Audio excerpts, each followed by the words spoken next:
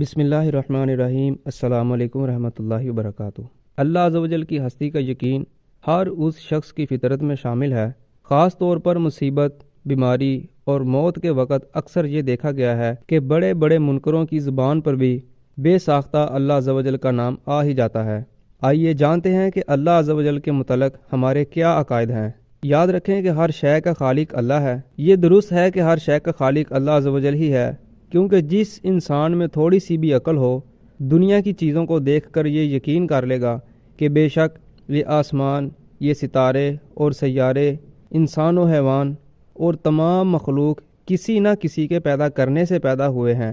آخر کوئی ہستی تو ہے جس نے ان سب کو پیدا کیا، کیونکہ جب ہم کسی کرسی یا دروازے اور کھڑکیوں وغیرہ کو دیکھتے ہیں تو فوراً سمجھ جاتے ہیں کہ ان کو کسی نہ کسی کاریگر نے بنایا ہے، اگرچہ ہم نے اپنی آنکھ سے اسے بناتے ہوئے نہ دیکھا، لیکن ہماری عقل نے ہماری رہنمائی کی اور ہم نے اس بات کا یقین کر لیا کہ ان چیزوں کا کوئی بنانے والا ہے۔ کسی نے کیا خوبصورت بات کہی ہے کہ جب قدموں کے نشانات سے پتہ چل جاتا ہے کہ یہ کس کے ہیں، تو پھر آسمان و زمین کو دیکھ کر یہ یقین کیوں نہیں ہوتا کہ ان کو بنانے والا بھی کوئی ہے۔